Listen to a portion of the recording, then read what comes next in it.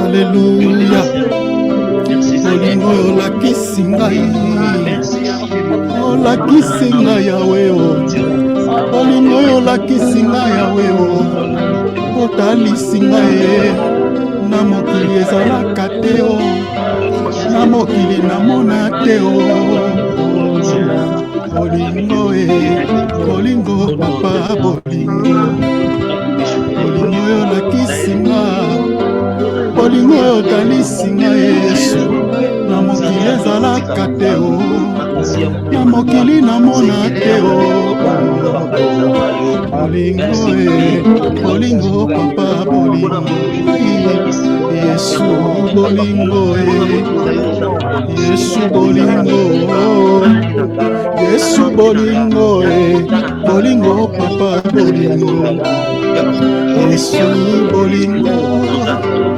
Yesu bolingo Tonda bolingo bolingo Yesu bolingo. Tonda bolingo papa. Tonda bolingo papa. Tonda bolingo bolingo papa bolingo. Tonda bolingo papa. Tonda bolingo papa. Tonda bolingo bolingo Yesu bolingo. Yesu bolingo. Merci papa. Merci pour la bolingo la kisinga. Merci pour la bolingo talisinga nzambe na ngai. Bomoyo pesinga Seigneur, c'est l'expression de ton amour Jésus. La sanctification, la crainte de nom du Seigneur, c'est la clé du royaume. Vous êtes sans ignorer, mais bien aimé de le savoir. C'est la clé du royaume. La Bible dit, sans la sanctification, personne ne verra le Seigneur. Voilà pourquoi, mes bien-aimés, le Seigneur dit dans les derniers livres de la Bible et dans les derniers chapitres, je suis dans le livre d'Apocalypse chapitre 22, il dit, heureux ceux qui lavent les robes.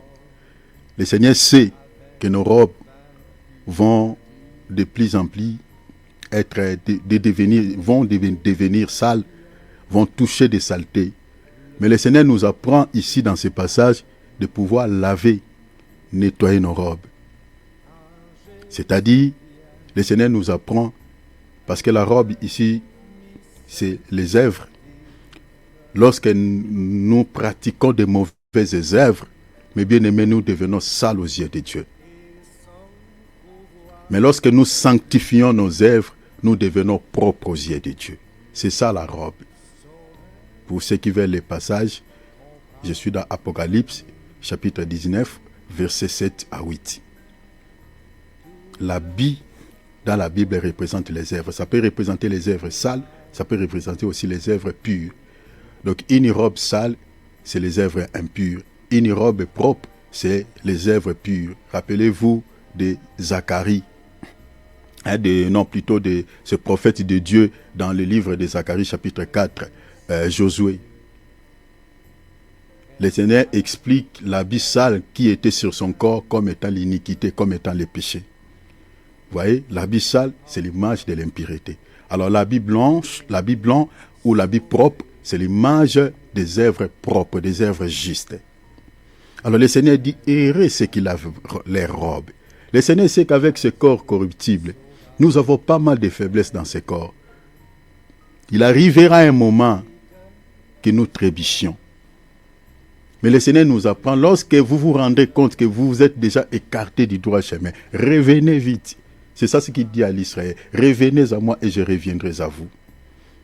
Revenir ici, c'est la repentance. C'est ça, revenir vers le Seigneur. Une personne qui vit dans les péchés, mais qui continue à prier, aux yeux de Dieu, c'est quelqu'un qui est éloigné de Dieu. Revenir à Jésus, même si vous ne fréquentez pas les réunions, mais si vous marchez dans une vie de sainteté, vous êtes proche de Dieu. C'est-à-dire vous êtes dans la présence de Dieu. Rappelez-vous de notre bien-aimé Job. La Bible ne dit pas que Job fréquentait une église quelconque, mais non. Il était dans la présence de Dieu par cette vie que Job avait, la crainte de notre Seigneur.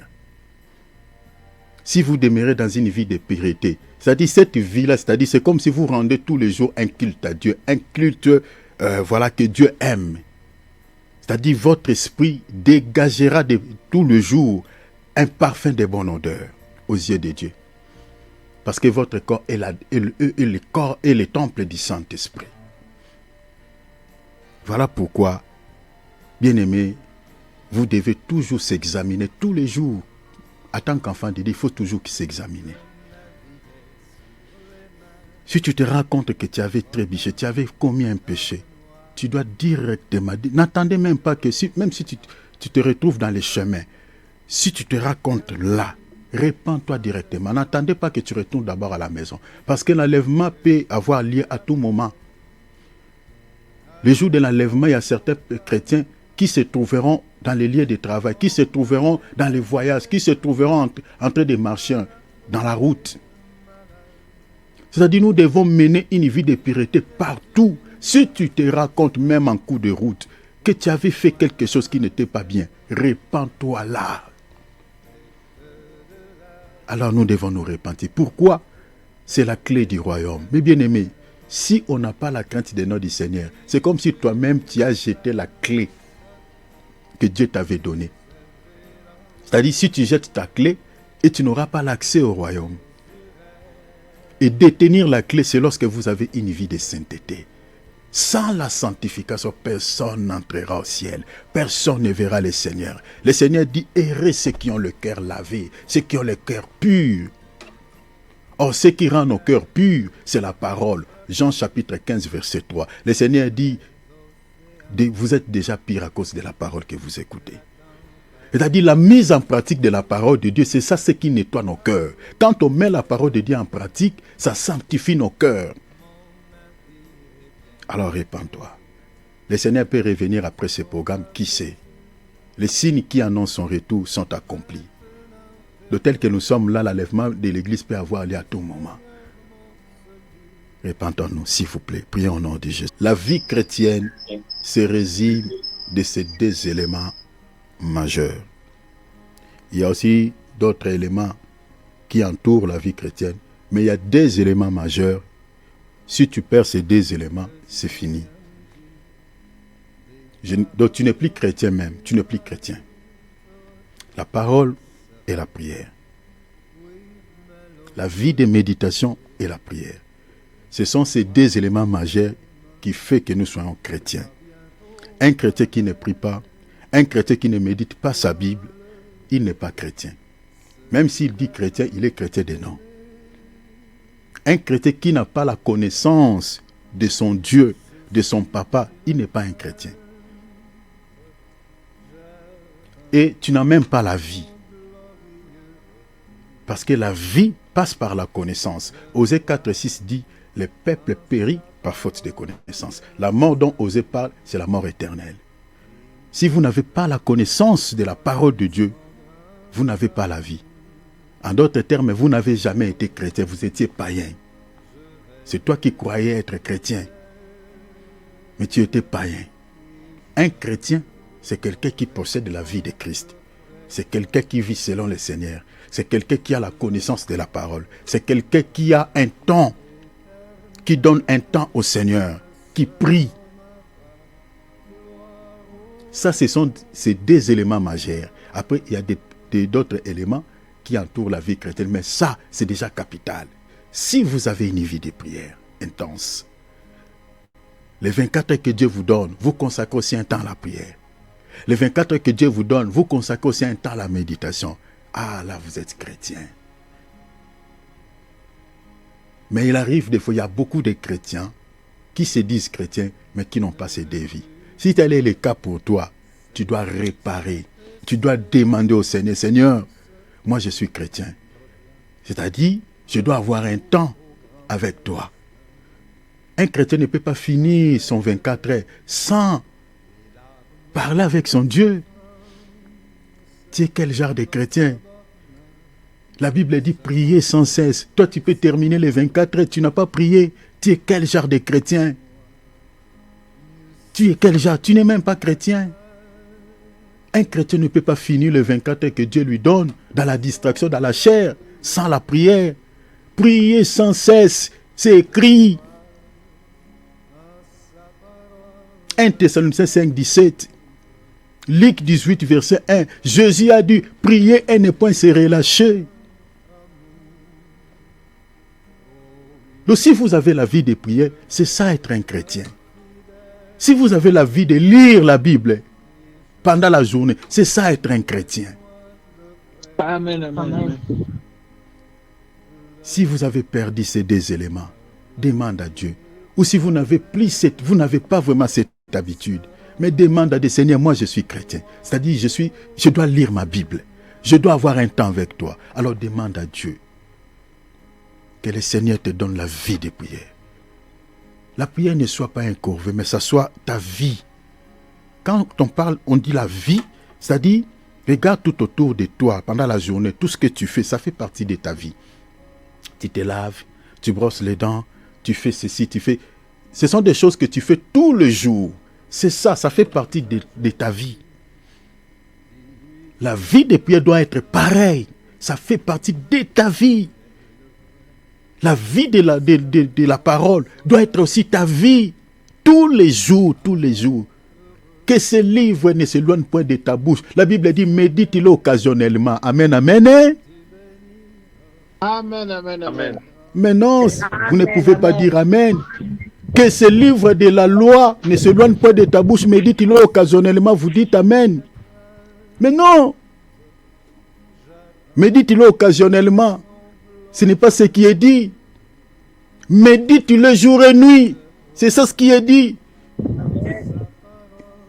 Est-ce que vous comprenez, cher enfant de Dieu? Médite-le jour et nuit, pas occasionnellement. Répentez-vous, mes frères et sœurs, s'il vous plaît. Médite-le jour et nuit. Alors prie le Seigneur. Parce que ton salut, je vous dis la vérité, en dépend. Si vous avez la vie de prière, et que vous avez aussi la vie de la méditation de la parole, votre salut est garanti. Parce que la prière te donnera, la force de vaincre les péchés. Matthieu chapitre 26, verset 41. Priez afin que vous ne tombiez pas. Est-ce que vous comprenez? La majorité des chrétiens qui tombent souvent dans les péchés, ce sont des chrétiens qui n'ont pas la vie de prière. Un chrétien qui gêne, un chrétien qui prie, n'aura pas le désir de faire le mal. Non. Non. Même dans son cœur, la haine n'aura pas de place. Parce que la prière, c'est comme du feu. Ça consume les œuvres des ténèbres. Ça va consumer toutes ces semences. Si vous voyez un chrétien qui a l'habitude de pécher, c'est un chrétien qui n'a pas la vie de prière. Un chrétien qui a la vie de prière, il ne sentira pas envie de pécher. Le péché n'aura pas de place dans son cœur. S'il pêche, en tout cas, c'est que peut-être il a une baisse de vie de prière. Ce sont des chrétiens qu'on appelle souvent lingala ba yuma, basala rabungu. Atala yuma nambaka sa na tika ya kende. Bangoana. So moni ba benga chrétien mbaka sa vrai chrétien. Vous comprenez? So moni ba benga chrétien na za yuma, yuma, apotika ba yuma wana, ba vrai chrétien bangwa. Ça ce sont des vrais chrétiens. Amen. Ce sont des chrétiens désintéressés. Amen. Les choses de ce monde ne l'intéressent pas trop. Alors, prie le Seigneur que tu sois un vrai chrétien. Si tu as perdu la vie de prière, demande à Papa qu'il les restaure. C'est avantageux pour toi. Cela te donnera la force de vaincre les péchés, de surmonter le mal par le bien. Et la vie de la parole. Parce que ton salut est lié à la parole. Quand le Seigneur viendra nous chercher, il viendra retirer la parole. Si la parole de Dieu est gravée dans ton cœur, quand le Seigneur viendra retirer la parole, cette parole partira avec toi. Alors prie le Seigneur, que ce soit ta vie. Prions au nom de Jésus. Notre Père, même quand vous priez seul, n'oublie jamais cette requête. Le diable, tant qu'il n'est pas encore incarcéré dans sa prison avec tous ses collaborateurs, il ne nous laissera jamais tranquilles. Il tentera toujours. Parce que les esprits ne se fatiguent jamais, ils ne se lassent point. Ils ne connaissent jamais la notion de fatigue. Voilà pourquoi la Bible dit quoi? Priez sans cesse. Le Seigneur, dans son enseignement, dans la prière de notre Père, il dit, demande au Père, délivre-nous du malin. C'est tout un enseignement sur la prière de délivrance. tels que nous sommes là, qui connaît ce qui se passe dans le monde invisible? Personne. Mais cela ne dit pas, parce qu'on ne connaît pas, qu'ils ne travaillent pas. Ils travaillent. Ils travaillent, ces gens-là. Ils travaillent tous les jours. Ils tentent toujours d'accomplir ce qui est dit à leur sujet dans Jean chapitre 10, verset 10. Voler, détruire, égorger. Alors nous allons prier. Nous allons mettre hors d'état de nuire tous les plans de l'ennemi. Nous allons renverser leurs desseins. Nous allons les mettre hors d'état de nuire. Remettez tous les mois de cette année entre les mains du Père. Remettez tous tes projets entre les mains du Seigneur. Fongola si jaune de gonanga. Bonde la penza. Betam loba malamu. Prie pour ta famille. Prie pour les membres de ta famille. Vous savez, nous avons la grâce, nous, en tant qu'enfants de Dieu. Dieu nous révèle des fois certaines choses qui se passent de ces camps-là. Mais ceux qui n'ont pas cette grâce, ceux qui vivent dans des distractions, ils ne savent pas, des fois, ils sont surpris. Un malheur, voilà, tombe à pic. Pou! Quelqu'un est parti. Mais nous, les enfants de Dieu, Dieu nous fait grâce. Il nous avertit bien avant que le mal nous atteigne, avant que le mal arrive. Le Seigneur nous avertit. C'est ça ce qu'il dit dans Job 33. C'est ça ce qui est bien avec notre Dieu. Alors même si Dieu ne nous révèle pas, nous devons être conscients, nous devons, mes bien-aimés, avoir ça dans l'esprit que dans les cas de nos ennemis, ces gens-là travaillent. Ils travaillent tous les jours pour nous créer des ennuis, nous créer des soucis, nous créer des problèmes. Alors il faut toujours renverser leurs plans. Élevons nos voix, mes bien-aimés. Toute plante que le Père n'a pas plantée dans ta vie, cette année, déracinez-les. Déracine cette plante-là. Mets hors d'état de nuire tous les plans de l'ennemi. Prions au nom de Jésus. Nous allons demander la grâce de Dieu. Tout ce que le Seigneur réalise dans nos vies, c'est par la grâce. Pour que nous puissions avoir la vie que nous avons là, nous ne l'avons pas demandé au Seigneur. Personne ici me dira qu'au jour d'aujourd'hui, il avait demandé à Dieu la vie. Personne ici me dira, au jour d'aujourd'hui, peut-être il avait demandé à Dieu la santé. Il y a des choses que nous ne demandions pas au Seigneur, mais le Seigneur nous les donne, parce que c'est indispensable. Le Seigneur sait que si je ne t'accorde pas la vie, si je ne t'accorde pas la santé, eh bien c'est compliqué pour toi, tu ne vivras pas. Il y a des choses que nous ne demandions pas à Dieu. Mais le Seigneur, en tant que Père, il sait que cet enfant, il dort, il doit se réveiller. Le Seigneur sait que cet enfant, je dois lui y accorder la santé pour qu'il soit en forme, pour qu'il travaille, pour qu'il aille au boulot. Il y a des choses qu'on ne demande pas. Et Dieu nous les donne par sa grâce. Cela veut dire quoi? Cela veut dire que des fois, il y a certaines choses, certaines choses que nous demandions à Dieu, on les demande comme si on les mérite. Des fois, nous gênions. Des fois, on fait des sacrifices énormes. Peut-être pour trouver du travail, peut-être pour obtenir quelque chose auprès de Dieu. Alors que sans la grâce de Dieu, mes bien-aimés, on peut gêner, on peut faire des sacrifices énormes et on n'obtiendra rien. Il y a certaines personnes parmi nous ici qui ont jeûné l'année passée, même cette année, qui ont fait des prières, des sacrifices énormes au Seigneur pour obtenir quelque chose. Ils n'ont rien obtenu. Zéro. Dieu ne les a pas accordés. Vous pouvez faire des 7 jours de jeûne et prière, jeûne de 1 mois. Si la grâce de Dieu ne vous accompagne pas dans ces jeûnes, vous entrerez, vous sortirez sans réponse, sans résultat positif. Tout ce que Dieu nous donne, c'est par sa grâce. Tout ce qu'on peut obtenir entre les mains du Seigneur, c'est par la grâce. Donc si on enlève la grâce de Dieu dans nos vies, mes bien-aimés, nous sommes foutus. Pourquoi? Parce que si vous lisez Romains chapitre 8, versets 26 à 27, la Bible dit, nous ne savons pas prier. Donc quand toi tu pries là, tu as peut-être la prétention que oui, j'ai bien prié aujourd'hui, j'ai parlé en langue, j'ai prié conformément à la parole de Dieu. Voilà, j'ai attrapé Dieu par ses promesses, j'ai rappelé à Dieu ses promesses. En tout cas aujourd'hui, j'ai bien prié. Toi tu dis que tu as bien prié, tu crois dans ton cœur que ta prière sera exaucée à la manière dont tu as prié. Mais peut-être selon le Saint-Esprit, tu as mal prié. C'est ça ce qui est dit dans Romains 8, 26. La Bible dit, l'Esprit nous aide dans notre faiblesse, car nous ne savons pas ce qui nous convient de demander dans nos prières. Dans d'autres traductions, on dit, nous ne savons pas prier.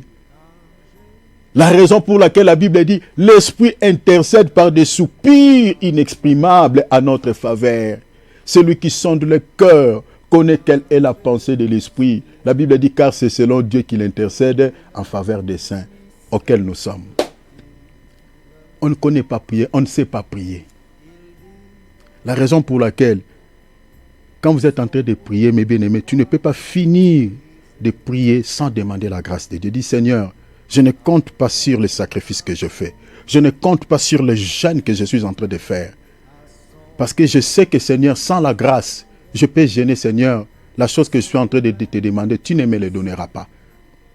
Sans la grâce, il faut compter sur la grâce de Dieu. Il faut s'appuyer sur la grâce de Dieu. Alors cette année, avant de passer au message, prie le Seigneur. Nous sommes encore au début de l'année. Demande à Dieu que la grâce t'accompagne. C'est ça ce qui est dit dans Psaume 23. Que la grâce t'accompagne. La grâce est comme une clé de passe-partout. C'est-à-dire tu peux fournir peu des efforts, mais tu obtiens un résultat positif et un grand résultat.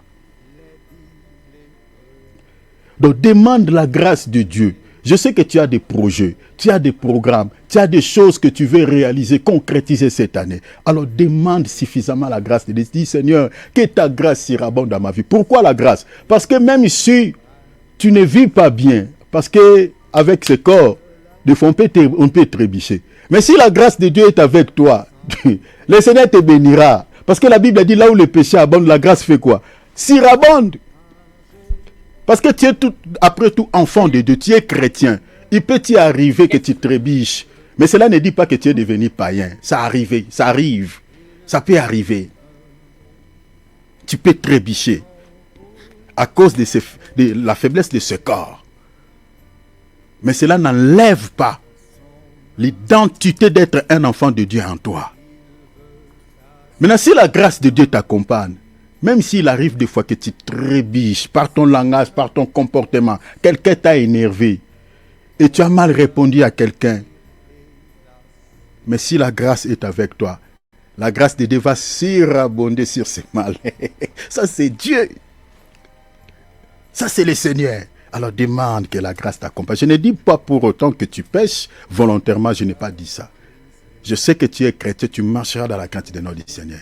Marcher dans la crainte de notre Seigneur. Mais il peut y arriver que tu trébiches. Mais si la grâce t'accompagne, tu réussiras cette année. Alors demande abondamment la grâce de Dieu. Dis, Seigneur, fais-moi vivre cette année par ta grâce. Tout ce que je ferai, Seigneur, je veux que ta grâce m'accompagne. Que ta grâce soit comme une clé de passe-partout. Toutes les portes de bénédiction que, Seigneur, je toquerai. Que cela s'ouvre devant moi. Seigneur, cette année, que ce soit l'année pour moi, l'année de délivrance, l'année de bénédiction, l'année de paix, l'année de santé. Dis tout ce que tu veux, mais demande sous la grâce. Prions au nom de Jésus avant de passer au message. Alléluia.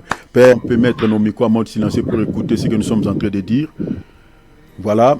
Prenons nos Bibles déjà, prenons nos calepins. Prenons aussi nos stylos, voilà. Donc un petit communiqué avant de débuter notre message. Je crois que nous allons pour tous les bien-aimés qui sont là, connectés là. Et ceux qui ne sont pas connectés, peut-être vous allez les faire passer les messages. Donc nous avons changé quand même quelque chose. Donc nous venons de changer quelque chose par rapport au temps. Donc je vais faire tout pour que nous puissions commencer nos programmes à 19h pile. Ça commence maintenant. Je pense que ceux qui sont connectés en retard, vous voyez que nous sommes déjà avancés. Donc, Nous allons commencer dès maintenant à 19h. Je parle pour le mercredi. Chaque mercredi, on commencera les programmes à 19h pile. Et je ferai un effort de pouvoir finir les messages à 21h. Comme là, nous sommes 20h, donc à 21h, je termine. Donc je compte vraiment être strict avec l'heure.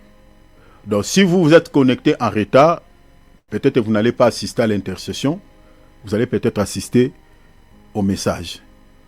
Donc essayons un peu de pouvoir gérer nos programmes pour pouvoir assister à ces deux temps que nous passons ici dans la réunion, c'est-à-dire à l'intercession et puis au message. Donc, je serai strict avec l'heure. On commencera à 19h chaque mercredi et 21h, on finit. Moi, je peux même me connecter avant pour partager dans les groupes, mais à 19h pile, on démarre. Je vais faire vraiment un sacrifice par rapport à cela. Et chaque samedi, comme nous commençons le programme à 15h, 15h pile, on démarre. On n'attendra personne. Si vous êtes prêts, quand on vous appelle, vous vous connectez, vous participez à l'intercession et puis au message. Ça sera bien. Mais si vous pensez que voilà, on va commencer parce que, en tout cas, le Seigneur m'a mis à cœur, ça doit être comme ça. On doit gérer le temps. Peut-être c'est parce que cela n'arrange pas certaines personnes. Quand on commence à retard, il y a d'autres personnes qui ont certaines tâches. Ils doivent se vaquer à leurs occupations. Alors, ça casse un peu le couille à certaines personnes. Ce n'est pas bien.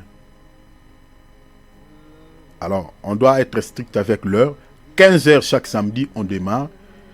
Et puis, tout au plus, 15h, 16h, 17h, on finit. Le dimanche, nous commençons à 10h. 10h pile, on démarre. On n'attendra personne. À 12h, on finit le programme. Donc, gardez ça dans votre esprit, vous qui êtes là, et passez les messages aussi aux autres personnes. Parce que on fait des vidéos de longue durée, et puis ce n'est pas bien, et puis on consomme beaucoup de temps, ce n'est pas bien. Donc cette fois-ci, en tout cas, nous sommes stricts avec l'heure. Gardez ça dans votre esprit, ça sera comme ça. Et là, nous allons finir, je regarde la montre, on va finir à 21h. Alors, nous sommes en train de partager tout sur un grand thème, un grand sujet que nous avons intitulé « Tout ce qu'il faut savoir sur la sainte doctrine et les fausses doctrines qui conduisent des âmes en enfer ». Ça, c'est notre grand thème. C'est vraiment un grand thème, un grand sujet. Et par rapport à ce thème, n'oubliez pas, nous avions établi 23 grandes lignes que nous sommes en train de dénicher chacune des lignes tout au long de cet enseignement. La première grande ligne que nous avions déjà parlé ici, c'était sur la dîme. On avait expliqué sur la dîme. On avait parlé également sur les offrandes, parce que la dîme c'est une offrande. On avait aussi parlé sur les offrandes dans l'Ancien et puis dans la Nouvelle Alliance. On avait expliqué sur l'utilité des offrandes. Les offrandes dans l'Ancienne Alliance, voilà, servaient à quoi? Les offrandes dans la Nouvelle Alliance servent à quoi? Donc on avait expliqué beaucoup de choses par rapport aux offrandes. Et là, nous sommes attelés sur la deuxième et la troisième grande ligne. Nous partageons sur l'observation des fêtes juives dans la grâce et des fêtes païennes dédiées à leur Dieu. Ce sont des grandes lignes que j'ai associées. Donc je parle de cela du coup. On avait déjà partagé sur des fêtes païennes dédiées à leur Dieu. On avait expliqué beaucoup de choses. Mais on reviendra de temps en temps de parler sur ces fêtes. Alors parce que tout au long de cette année, il y a des fêtes païennes qui vont être célébrées à travers le monde. On reviendra de temps en temps pour parler de cela. Alors, avant de parler sur les fêtes juives, le Seigneur nous avait mis à cœur de poser d'abord des bases par rapport aux fausses doctrines.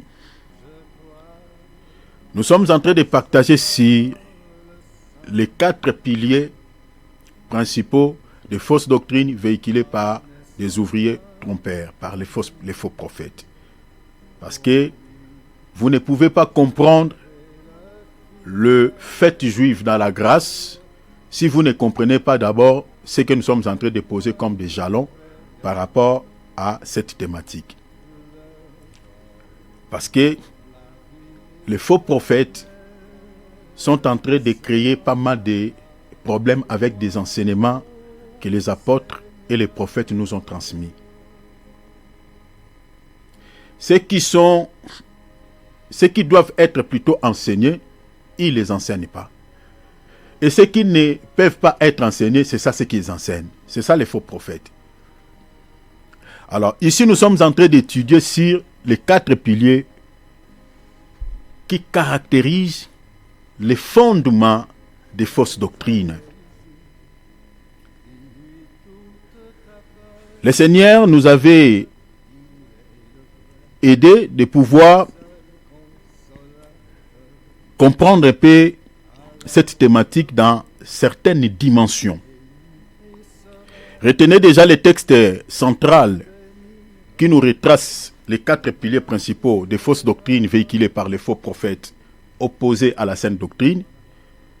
C'est le passage de Colossiens, chapitre 2, verset 8. Je lis.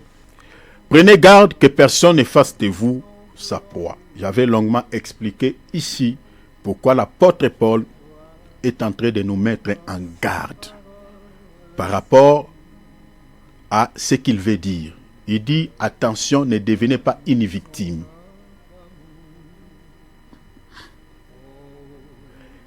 L'apôtre Paul dit, ne devenez pas une victime. Il dit, 1, par la philosophie. 2, par une vaine tromperie. 3, la tradition des hommes. Et 4, les rudiments du monde.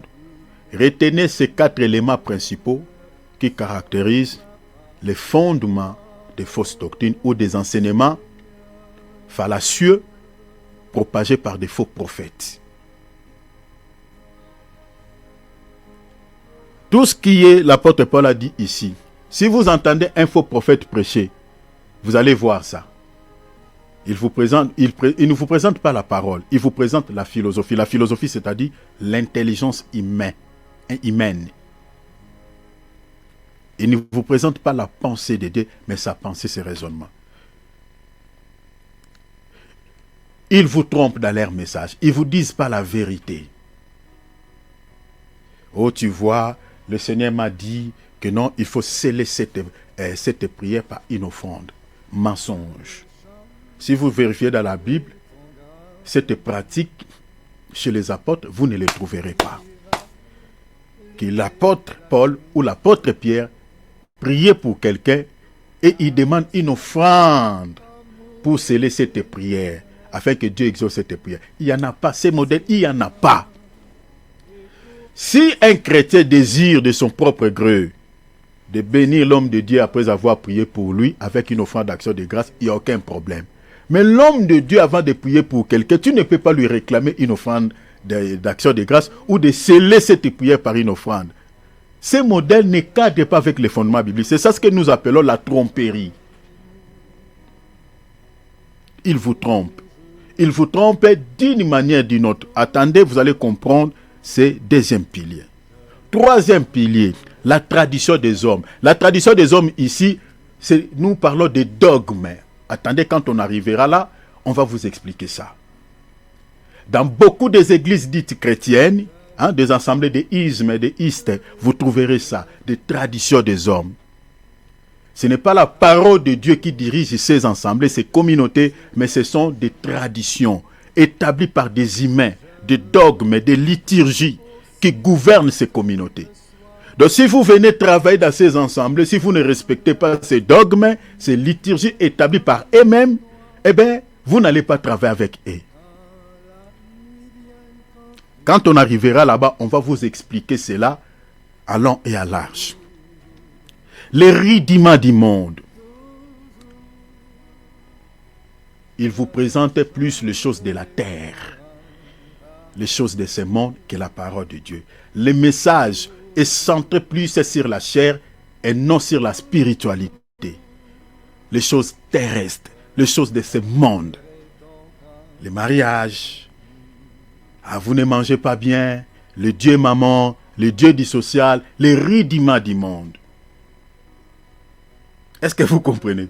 Ce sont ces 4 piliers fondamentaux qui caractérisent les fausses doctrines. Donc si vous voyez ces 4 piliers dans une église, mes bien-aimés, ne vous posez pas 2, 3, 4 questions. Comprenez tout simplement que vous êtes dans une église qui est dirigée par un faux prophète. C'est l'enseignement de l'apôtre. Je n'ai rien inventé jusque-là. Donc vous pouvez donner un amen à la parole de Dieu, si c'est la vérité. Alors, ces 4 piliers, nous avons dit aussi que ce n'est pas si autre chose que la manifestation des 4 cavaliers dont la Bible parle dans le livre d'Apocalypse, chapitre 6e. C'est aussi la manifestation de ces 4 cavaliers dans la marche de l'Église vers l'enlèvement. Cela représente également ces 4 manifestations de l'Antichrist pendant la marche de l'Église. Alors, on va lire d'abord Apocalypse chapitre 6, versets 1 à 11. Et après, nous allons interpréter, nous allons expliquer. Retenez cela. Apocalypse 6, on nous parle de l'ouverture des 4 premiers sceaux. Et je nous avais dit ceci avant de lire. Ces 4 premiers sceaux, c'est la manifestation de l'Antichrist. Parce qu'il n'y a pas 4 cavaliers, mais il y a un seul cavalier, mais qui change de fonction. C'est le diable. Parce que le déguisement, c'est sa nature. Donc, nous allons faire la lecture. Donc, quand vous entendez qu'on voit celui qui l'est monté, utiliser le cheval blanc. Quand on dit celui qui l'est monté, utilise le cheval, cette fois-là, utilise le cheval roux. Quand on dit celui qui l'est monté, cette fois-là, utilise le cheval noir. Ne pensez pas qu'il y a 4 cavaliers. Ces 4 cavaliers-là, c'est la manifestation de l'Antichrist. L'objectif de ces 4 apparitions de l'Antichrist, c'est de pouvoir tuer. Même ce que l'apôtre Paul dit ici, vous allez comprendre pourquoi j'ai dit que c'est au fait, les 4 piliers dont nous sommes en train de parler, c'est la manifestation de ces 4 cavaliers ou de ces cavaliers qui a changé les fonctions à l'ouverture de ces 4 premiers sceaux. Regardez par exemple, Paul lui dit ceci. Vous allez comprendre pourquoi j'ai dit qu'il n'y a pas 4 cavaliers, mais il y a un seul cavalier qui change de fonction et il n'a qu'un seul objectif, c'est de tuer. Regarde, l'apôtre Paul dit, Colossiens 2:8, il dit, prenez garde que personne ne fasse de vous sa proie. Est-ce que vous voyez? Ne fasse de vous sa proie. Je vous avais expliqué une proie ici, c'est-à-dire c'est une victime qui se trouve entre les griffes d'un prédateur. L'objectif de ce prédateur, c'est de pouvoir tuer cette victime. Vous comprenez? De tuer, de communiquer la mort. Maintenant, l'apôtre Paul dit ici, cette personne qui est l'image d'un prédateur, lorsqu'il attrape une victime, il communique la mort par quoi? L'apôtre Paul dit 1. Par la philosophie, 2. Par la tromperie, 3. Par la tradition des hommes, 4. Par les rudiments du monde. Donc ces 4 piliers dont on parle ici ne communiquent pas la vie, mais ça communique la mort. Est-ce que vous comprenez? La raison pour laquelle je dis que Apocalypse chapitre 6e nous parle des 4 cavaliers qui se sont manifestés à l'ouverture des 4 premiers sceaux. Mais dans l'esprit de la révélation, il n'y a pas 4 cavaliers. Il n'y a qu'un seul cavalier, mais qui change de fonction. Que ce soit la manifestation, l'apparition de ce cavalier au premier sceau, que ce soit sa manifestation au deuxième sceau, que ce soit sa manifestation au troisième sceau ou au 4e sceau, c'est toujours pour tuer. Regardez par exemple à l'ouverture du premier sceau. Ces cavaliers utilisent un cheval blanc, pareil que le Seigneur. Parce que dans Apocalypse 19:11, on voit aussi le Seigneur sur un cheval blanc. Donc vous voyez ici, il y a l'imitation. Les diables imitent les seigneurs. Mais à l'ouverture du premier sceau, on voit ce cavalier, il vient pour tromper avec le cheval de la couleur blanche. Le cheval de la couleur blanche. Maintenant, la Bible a dit il avait un arc. Est-ce que vous voyez cela? Donc son objectif c'était quoi? De tuer. À l'ouverture du deuxième sceau, cette fois-là, il va utiliser le cheval de la couleur rouge. Et la Bible dit quoi? Cette couleur-là, c'était quoi? De verser le sang. Toujours tuer. À l'ouverture du troisième sceau, il utilise le cheval de la couleur noire. La Bible a dit il détenait une balance entre ses mains. L'objectif c'est quoi? C'était de falsifier les balances. Pourquoi? Pour diminuer. Hein? Attendez, quand on va lire, vous allez comprendre. Donc l'objectif c'était toujours de communiquer la mort. Même à l'ouverture du quatrième sceau, là-bas c'est même clair. C'est le résumé de ces trois premiers sceaux. Donc là-bas on dit que son nom s'appelle la mort. La raison pour laquelle nous sommes en train de dire que la manifestation de ces cavaliers à l'ouverture des quatre premiers sceaux, l'objectif ce n'est pas de communiquer la vie, l'objectif c'est de communiquer la mort. C'est ça ce qui nous permet de dire que il n'y a pas quatre cavaliers en soi, mais il y a un seul cavalier, mais qui change de fonction. Et ce cavalier n'est pas si autre personne, si ce n'est que l'antichrist ou le diable en personne, mais qui se déguise. Nous allons lire pour que vous puissiez comprendre ce qui va être dit. Apocalypse 6, 1, 11.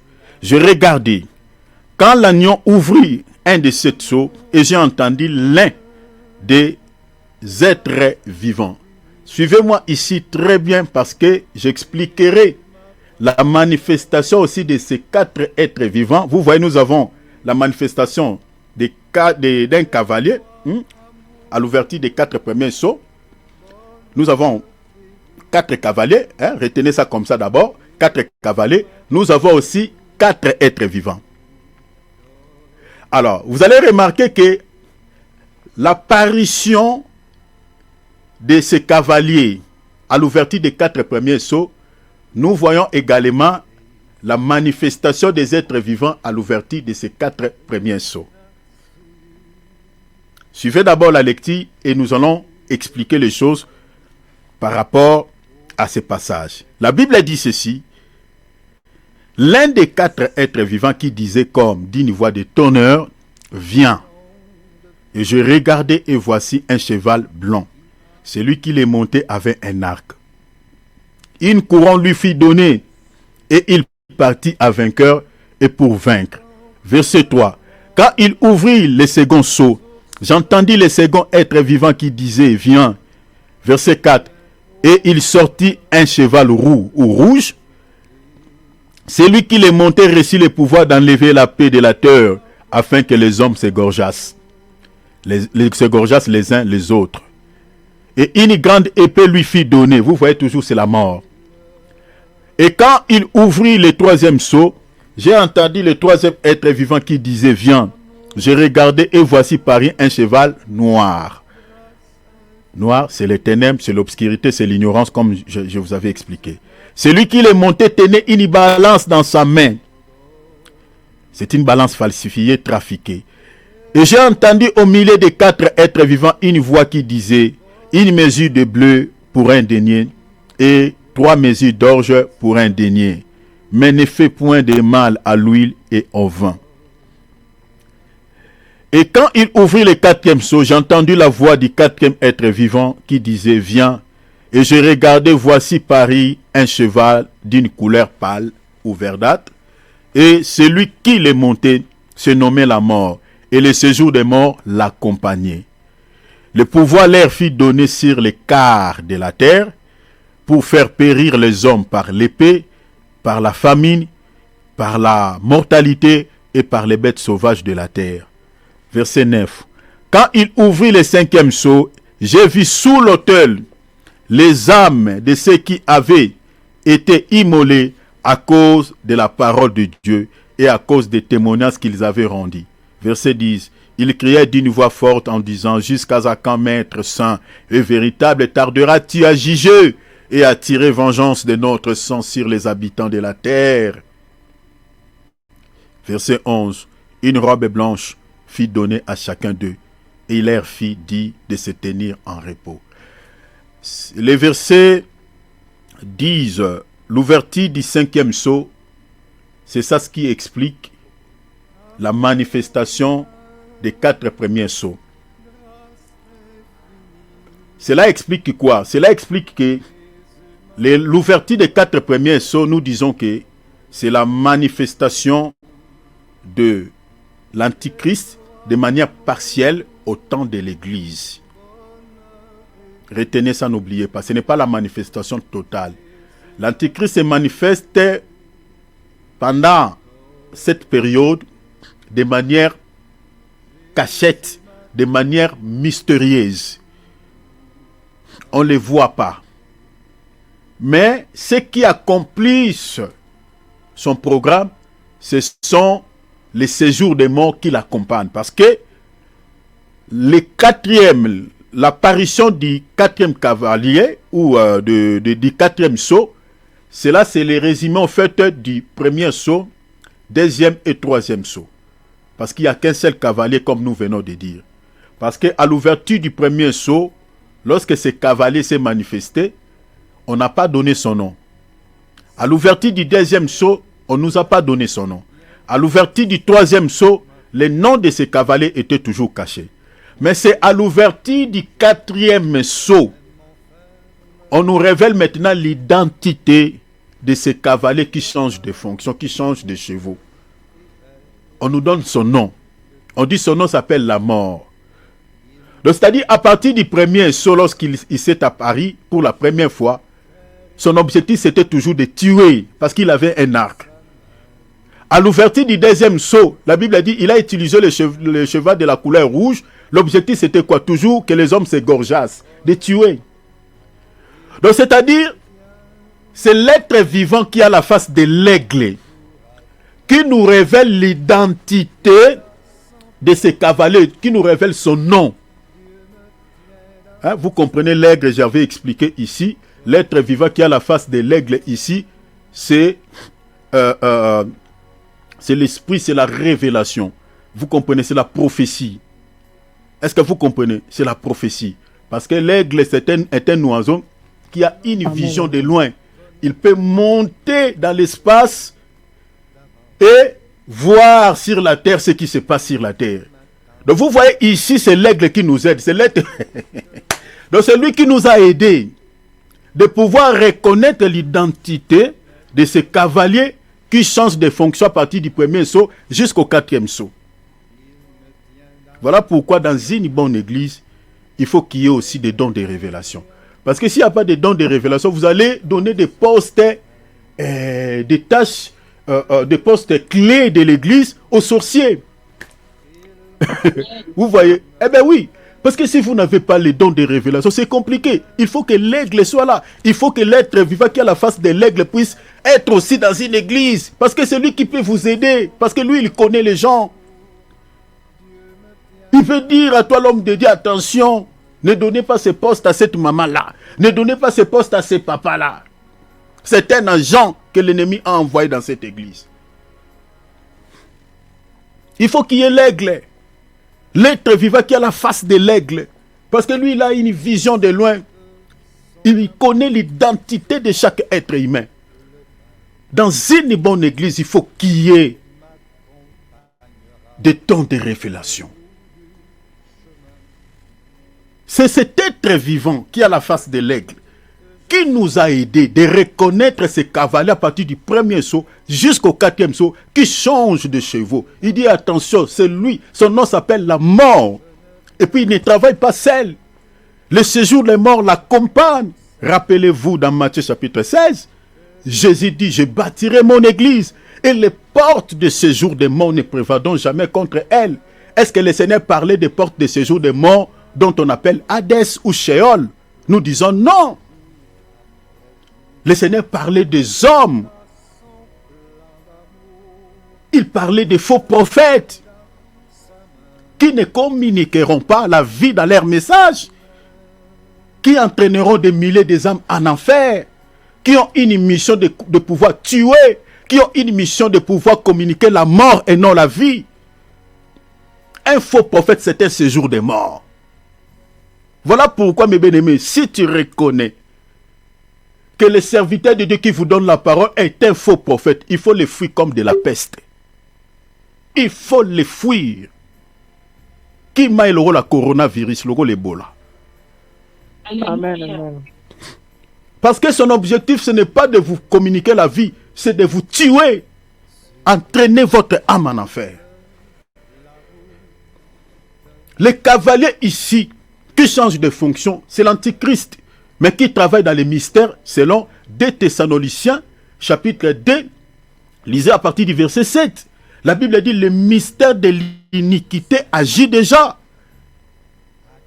Le mystère, on dit le mystère de l'iniquité agit déjà. Mais il faut que celui qui les retient ait disparu. Mais agit déjà, il agit comment? Il agit par les faux ministres. Ce sont ces gens qui accomplissent sa mission. Attendez, on arrivera, on vous donnera plus de détails par rapport à cela. Alors, comme je viens de dire tout à l'heure, de toutes les manifestations de ces 4 chevaux se passent dans la marche de l'Église, mais de manière partielle. Elles seront totales lorsque le Saint-Esprit laissera la place à l'Antichrist, comme je viens de dire, et que celle-ci, c'est-à-dire l'Église, partira à l'enlèvement, conformément à ce passage de 2 Thessaloniciens chapitre 2, verset 7. Alors, pourquoi nous disons que toutes les manifestations de ces 4 chevaux se passent dans la marche de l'Église? Pourquoi nous les disons ainsi? Parce que, à l'ouverture du 5e sceau, il n'y a aucune voix qui appelle Jean pour lui faire voir quelque chose. Il n'y a aucune voix. Lisez bien, hein, vous pouvez les relire encore chez vous. À l'ouverture du 1er sceau, il y a une voix. L'être vivant qui appelle Jean, viens. À l'ouverture du 2e sceau, il y a une voix qui se fait entendre. À l'ouverture du 3e sceau, il y a une voix qui se fait entendre. À l'ouverture du 4e sceau, il y a également une voix qui appelle Jean pour lui faire voir la manifestation de cet antichrist. Mais quand on arrive à l'ouverture du 4e sceau, il n'y a pas une voix qui appelle Jean. On nous parle maintenant des âmes qui sont sous l'autel, qui réclament quoi? La vengeance de Dieu sur les habitants de la terre, qui les avait exécutés, qui les avait tués. Ici déjà, toutes ces âmes qui sont sous l'autel ici, attendez, quand on arrivera, on va vous expliquer cela, parce que c'est une prophétie. Toutes ces âmes ici qui sont sous l'autel, c'est les âmes des enfants de Dieu tués, commençant par Abel, jusqu'aujourd'hui. Et après l'enlèvement, c'est c'est-à-dire jusqu'à la fin du monde. Parce qu'il faut comprendre que quand l'Église partira à l'enlèvement, il y a une portion de l'Église qui restera, que nous appelons la Vierge folle. Vous comprenez? Cette portion des chrétiens, c'est-à-dire des chrétiens charnels, ce sont des enfants de Dieu en Christ. Ce sont des Élis qui ne peuvent jamais rater le ciel. Mais sauf que ce sont des gens qui se sont laissés entraîner par la chair, qui rateront l'enlèvement, qui resteront. Cette portion de l'Église qui ratera l'enlèvement sera persécutée par l'Antichrist. Donc, ils feront partie des âmes qui seront sous l'autel, y compris les 144 000 des enfants d'Israël qui seront persécutés par la bête, feront partir aussi au nombre des âmes qui sont sous l'autel. Est-ce que vous comprenez cela? Donc, c'est-à-dire les âmes qui sont sous l'autel ici, ce sont les âmes des prophètes, commençant par le prophète Abel, jusqu'à la fin du monde. C'est-à-dire à la fin du monde, c'est-à-dire à l'ouverture du 7e sceau, parce que c'est là où le monde, le Seigneur mettra fin à tous ces problèmes que nous avons actuellement dans le monde. Le Seigneur va changer le régime de ce monde. C'est à l'ouverture du 7e sceau. Parce que si vous lisez, je crois, Apocalypse 15, à l'ouverture du 7e sceau, la Bible dit « Le royaume de ce monde est remis entre la main de notre Seigneur et Sauveur Jésus-Christ ». C'est à ce temps-là que le Seigneur viendra maintenant juger les habitants de la terre. Parce que, retenez déjà à titre d'information, les 7 trompettes dont la Bible parle dans les livres d'Apocalypse, que ce soit les 7 coupes de la colère de Dieu, c'est ça ce qu'on appelle les jugements de Dieu. C'est les jugements. Ça ne sera pas les trompettes sonnées comme ça. Non, ce sont des jugements de Dieu qui s'abattront sur les habitants de ce monde. Ce sont les jugements. Donc c'est la colère que Dieu va manifester à ce temps-là contre les habitants de ce monde. C'est ça ce que vous devez retenir. Alors, ce qui nous pousse à dire que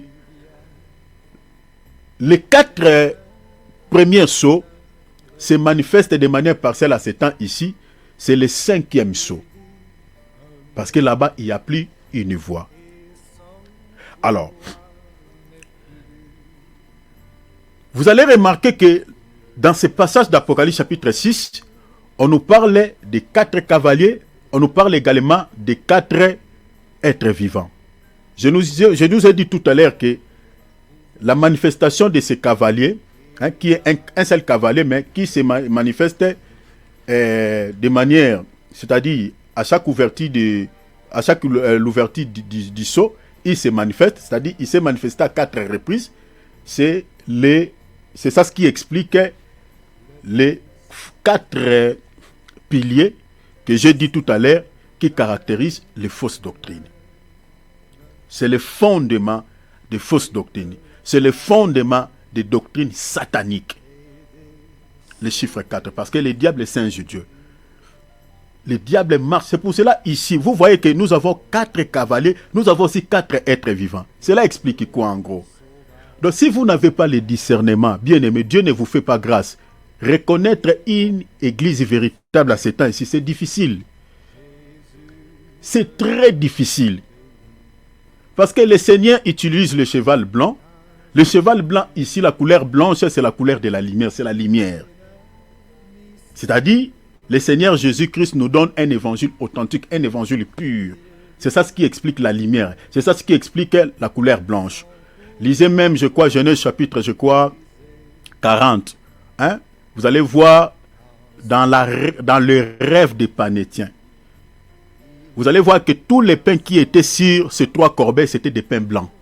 C'est-à-dire, les pains blancs ici, c'est l'image de la parole pure que nous écoutons, l'évangile pur que nous écoutons. Est-ce que vous comprenez? L'évangile pur que nous écoutons. Mais vous allez voir que le diable est aussi singe Dieu, utilise aussi le cheval blanc. Tandis il vous parle aussi de Jésus, parce que Jésus, c'est lui le pain. C'est lui le pain blanc. Mais il vous parle de Jésus. Mais vous allez voir que ce cheval garde aussi un arc. Il vous présente Jésus d'une part, mais de l'autre côté, il vous communique aussi la mort. Donc c'est-à-dire, il vous présente un évangile qui n'est pas pur. Il vous présente un Jésus de montage. Un Jésus faux, un faux Jésus.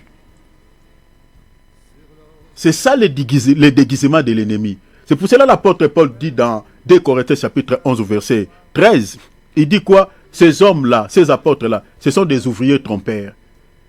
Ils se transforment, ils se déguisent aux ouvriers de Christ. Et l'apôtre Paul dit, cela n'est pas étonnant parce que le diable lui-même se déguise en ange de lumière. Vous voyez le cheval blanc? Est-ce que vous comprenez? Parce que la couleur blanche, c'est la couleur de la lumière. Matthieu chapitre 17 verset 3.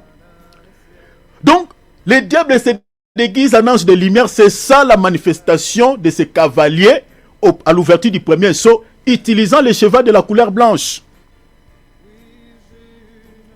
Il n'est pas un ange de lumière, mais il paye se déguiser en ange de lumière.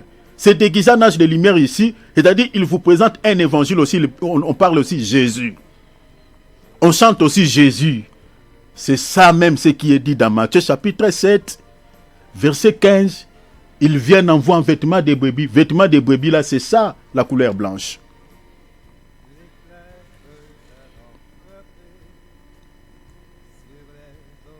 Alors, comme j'ai dit que nous voyons que les 4 êtres vivants qui se tiennent, parce que le Seigneur n'a pas laissé, c'est-à-dire les fausses églises et les vraies églises marcheront côte à côte jusqu'à l'enlèvement. Donc vous voyez tel que nous sommes en train de prêcher là. Même si on prêche comment, mes bien-aimés, les fausses églises existeront jusqu'à la fin du monde. Ils existeront. Et les gens continueront à suivre ces gens-là. Je vous avais donné l'écriture d'Ésaïe chapitre 4 verset 1. Je vous avais donné également Apocalypse chapitre 1 verset 4. On nous parle de 7 femmes qui sont l'image des fausses églises, qui demandent à un homme, elles disent, donne-nous ton nom. Mais nous avons notre propre pain et nous avons nos propres habits. Enlève seulement notre opprobre. C'est ça l'église catholique. Ils ont les noms de Jésus. Mais le pain qu'elles mangent, c'est leur propre pain. C'est un pain fabriqué dans leur propre boulangerie. Ils ont leur boulanger. Les pains dont je parle ici, ils ont leur évangile, parce que le pain c'est la parole. Ils ont leurs enseignements qui n'ont rien à foutre avec la doctrine des apôtres. Parce que dans la Bible que nous détenons, là, les apôtres ne nous recommandent pas de prier Marie. Jamais. Les apôtres ne nous recommandent pas de prier avec des chapelets. Les apôtres ne nous recommandent pas de prier, de prier devant la statuette entre guillemets de Jésus, comme on voit à l'église catholique. Donc ils ont leur propre pain, leur propre enseignement. Les œuvres, c'est la doctrine, les pratiques. Ils ont leurs propres pratiques.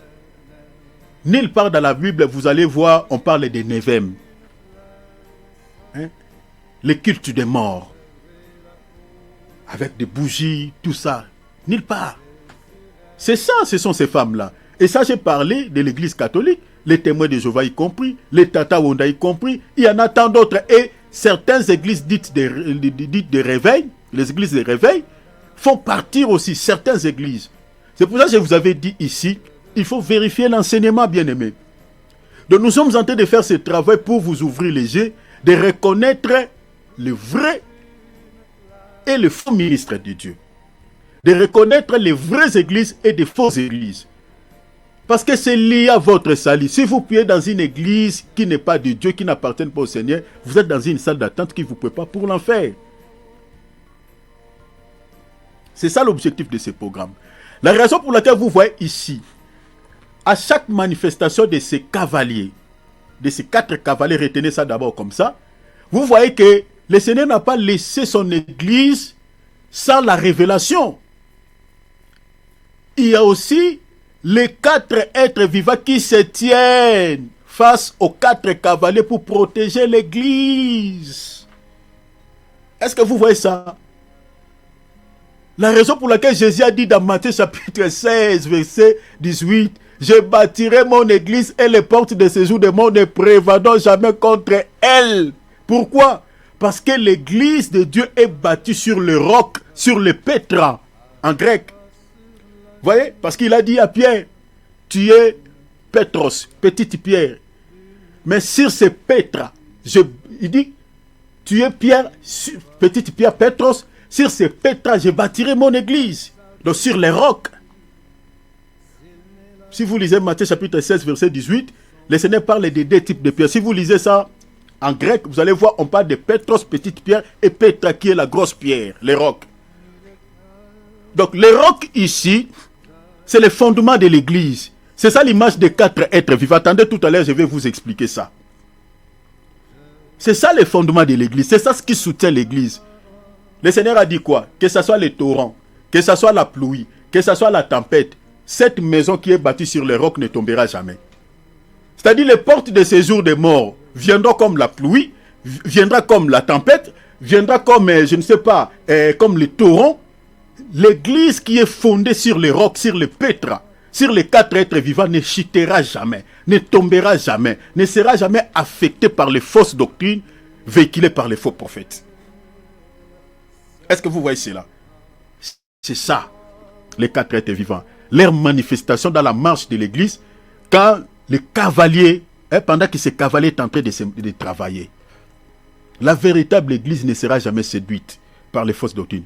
Donc ici, je suis en train de dire même qu'un vrai chrétien qui est appelé au salut ne peut pas écouter l'enseignement d'un faux prophète, ne peut pas suivre les faux prophètes. Le Seigneur a dit quoi? Mes brebis entendent ma voix et me suivent. Est-ce que vous voyez?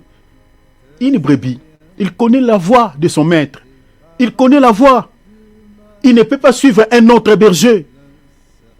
Et le berger aujourd'hui, Jésus aujourd'hui, c'est le Saint-Esprit au travers les 5 dons ministériels. C'est-à-dire là où la bonne parole est prêchée, c'est là où il y a le Saint-Esprit, c'est là où il y a les vrais bergers. Et c'est là où doivent se tenir aussi les brebis du Seigneur. Mais si vous voyez un soi-disant brebis du Seigneur qui suit un faux prophète, qui écoute un faux prophète, ce n'est pas une brebis, c'est un bouc. C'est un bouc. Un vrai chrétien connaît, il discerne, il connaît la voix du Seigneur. Il connaît la voix du berger. Jésus lui-même l'a dit. Mes brebis entendent ma voix et me suivent. Une église véritable ne peut jamais être touchée par ces cavaliers, par l'influence de ces cavaliers, par la puissance de cet antichrist. Voilà pourquoi vous voyez, à chaque fois quand ces cavaliers se manifestent, il y a un être vivant qui appelle les gens. Viens, Jean. Vous voyez, nous, le Seigneur ne nous laissera pas dans l'ambiguïté, dans la distraction. Quand le diable tentera de pouvoir se filtrer dans l'église du Seigneur, nous égarer du droit chemin, le Seigneur nous les révélera. Il nous mettra en garde, attention. Ce ministre-là qui est venu vers vous, c'est un faux prophète. Faites-vous attention. Alors, je nous avais dit que les 4 êtres vivants ne sont rien d'autre que la manifestation du Saint-Esprit pendant la marche de l'Église vers l'enlèvement. 2 Thessaloniciens chapitre 2, versets 7 à 11. C'est la manifestation du Seigneur. Pourquoi je vous avais expliqué les samedis exactement, les samedis ici, que le premier être vivant qui a la face du lion, c'est le Seigneur. C'est lui le lion de la tribu de Juda. Je vous avais donné les versets. Pour ceux qui veulent encore noter Apocalypse 5, 5, Apocalypse 19, 16, Matthieu 2, 1, 2, Proverbe 30, 30, Proverbe 19, 12 et Osée 5, 14 à 15. Donc l'être vivant, le premier être vivant qui a la voix de tonnerre, c'est le lion qui rugit. C'est le lion. Ça, c'est le Seigneur Jésus-Christ en tant que le lion de la tribu de Juda. Parce que Jésus-Christ, en tant que lion de la tribu de Juda, il est là dans nos vies. Premièrement, en tant que roi, il règne en tant que roi. Parce que Jean l'avait vu, la Bible dit dans Apocalypse 19, Jean a vu sur sa cuisse, il y avait un nom écrit roi des rois. Parce que le lion, c'est le roi de tous les animaux. Lisez Proverbe 19, 12, Proverbe 30, 30. Vous lisez aussi Matthieu chapitre 2, verset 1 à 2. Les mages, ils ont témoigné. Ils disent que nous avons, où est le roi des Juifs qui est né ici? Nous avons vu son étoile. Oh, le lion, c'est le roi. Donc l'être vivant qui a la face du lion, c'est la manifestation du Seigneur Jésus-Christ. Aujourd'hui, c'est le Saint-Esprit. C'est lui le roi. C'est lui notre roi que nous adorons. Et nous, nous sommes des princes.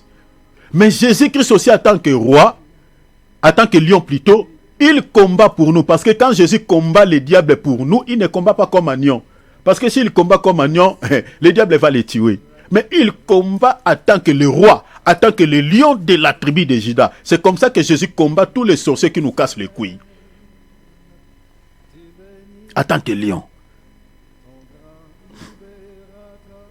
L'être vivant qui a la face du veau, c'est toujours le Seigneur. Vous savez que le veau, c'est le bœuf, c'est le petit du bœuf, c'est le bœuf. Or, quand on parle du bœuf dans la Bible, on parle du service. Lisez les Écritures, je vous donne l'Écriture. Proverbe 14, 4, Marc 10, 45, Deutéronome 25, 4, 1 Corinthiens 9, 9 à 11, c'est là où vous allez voir ça. Exode chapitre 19, verset 10 à 14, vous allez voir ça encore là-bas. Lévitique chapitre 4, verset 3, 14, et Hébreux chapitre 9, verset 12 à 14. Tous ces versets, ça explique les veaux. Les veaux, selon la Bible, c'est l'image d'un serviteur. C'est aussi l'animal des sacrifices pour le pardon du péché. Et vous allez voir ça dans la vie du Seigneur Jésus-Christ. Jésus-Christ, si vous lisez par exemple dans Marc 10, 45, il dit, je ne suis pas venu pour être servi, mais pour servir. Donc Jésus-Christ, il se présente comme serviteur. Donc Jésus-Christ se présentant comme serviteur, c'est ça veau. Donc je suis venu comme un veau, comme un bœuf, travailler pour vous. Et vous savez que le travail du veau, si vous regardez même dans les campagnes, qu'est-ce que le veau fait? Il fait les champs. Donc vous comprenez Jésus. Donc Jésus-Christ, il était venu quoi faire quoi? Faire les champs, créer les champs. Et les champs du Seigneur Jésus-Christ aujourd'hui, c'est l'église. C'est l'apôtre Paul qui le dit, non? 1 Corinthiens chapitre 3, verset 9. Il dit, vous êtes les champs de Dieu. Vous comprenez? C'est ça. Jésus a bâti son champ, a bâti son église. Donc il était venu comme un serviteur, travailler un champ. Mais les veaux, c'est aussi l'animal de sacrifice pour le pardon du péché. Si vous lisez la Bible, tous ces versets que je vous ai donnés, par exemple, Lévitique 4, 3,14, les veaux ou les bœufs, on les donne comme un sacrifice par expiatoire pour expier les péchés. Donc vous voyez l'être vivant qui a la face du veau ici, c'est toujours l'image du Seigneur Jésus-Christ. Et puis nous avons aussi l'être vivant qui a la face de l'homme. Jésus-Christ, en tant qu'homme, c'est lui notre médiateur entre Dieu et nous. Selon quelle écriture, lisez 1 Timothée, chapitre 2, verset 5. La Bible dit, il y a un seul médiateur entre qui? Entre Dieu et les humains. Jésus-Christ homme. La Bible ne dit pas Jésus-Christ Messie ou Jésus-Christ Dieu. Jésus-Christ homme. La raison pour laquelle Jésus était appelé aussi lors de son passage sur la terre, fils de l'homme. C'est ça l'être vivant qui a la face de l'homme. Lorsque Dieu prend la forme humaine, vous voyez, c'est ça l'être vivant qui a la face de l'homme. Lisez également Matthieu 26, 64. Mais c'est lui aussi l'aigle. Dieu attend que l'aigle, il a délivré l'Israël. Il dit, je vous ai transporté par les déserts du grand aigle. Exode 19, 30. Je vous ai transporté par les déserts du grand aigle. Pour vous amener où? Vers la terre promise. Oh, l'aigle qui va nous amener vers la terre promise, que j'explique le ciel, c'est le Saint-Esprit. Est-ce que vous voyez ça? C'est toujours le Seigneur Jésus-Christ, parce que le Saint-Esprit, c'est l'Esprit de Jésus. Il ne faut pas séparer. C'est toujours lui. C'est ça l'aigle. Vous voyez? Parce que vous ne pouvez pas monter au ciel si vous n'avez pas des ailes. Donc nous comprenons que le Saint-Esprit possède des ailes. Le Saint-Esprit a des ailes. Voilà pourquoi, lors du baptême de Jésus, il s'est manifesté comme un oiseau qui a des ailes, comme une colombe. Donc tel que nous sommes avec lui aujourd'hui, le jour d'enlèvement, il partira avec nous dans les airs. Il va déployer ses ailes. Donc comme il avait transporté l'Israël du pays d'Égypte vers les Canaan, c'est de la même manière il va nous transporter, c'est-à-dire de l'Égypte du temps actuel, c'est-à-dire le monde, vers le ciel. C'est ça l'être vivant qui a la face de l'aigle. Mais au-delà de cela, le Saint-Esprit, c'est aussi notre révélateur. Parce qu'il est conducteur, il nous conduira vers le ciel, mais il est aussi le révélateur. C'est lui qui nous a révélé l'identité de ces cavaliers lors de l'ouverture des 3 premiers sauts. Est-ce que vous comprenez? Notez pour ceux qui veulent les Écritures, Ephésiens 1, 17, 1 Corinthiens 2, 10, Exode 19, 30, et puis Deutéronome 32, 11 à 12. Pour ceux qui veulent les passages des êtres vivants, vous pouvez lire Apocalypse 4, 6, 8, et puis lisez Apocalypse 5, 6, 14, lisez également Apocalypse 6, 1, 8, et 7, 11. Lisez également Ézéchiel 1, 6 à 28, et puis Ézéchiel 10, 18 à 22. Tous ces passages expliquent ces créatures, ces êtres vivants. Expliquent les êtres vivants. Je vois que mon temps est épuisé, donc je dois m'arrêter ici. Alors, le samedi, par la grâce de Dieu, on va vous expliquer les 4 êtres vivants comme étant les 4 coins de la grande nappe. Il y a un pourquoi je suis allé là-bas. David, je vous avais dit que grandissez dans les choses de Dieu. Et vous devez grandir. Eh ben maman, mais maman, vous êtes là, non? grandissez dans les choses de Dieu. Hein? Souffrez un peu, on va toucher sur la prophétie et puis sur la révélation. Donc grandissez. On va expliquer les 4 êtres vivants comme étant les 4 coins de la grande nappe. Parce qu'il y a un pourquoi. Les 4 coins de la grande nappe.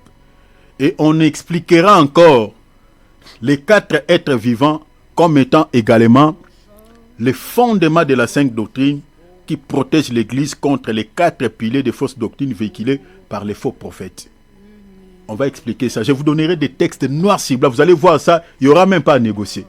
Vous allez comprendre que la manifestation de ces 4 êtres vivants explique les 4 coins de la grande nappe, explique également les fondements de la sainte doctrine qui protègent l'Église aujourd'hui face à la manifestation de ces 4 cavaliers ou de ces 4 piliers qui caractérisent les fondements de la fausse doctrine.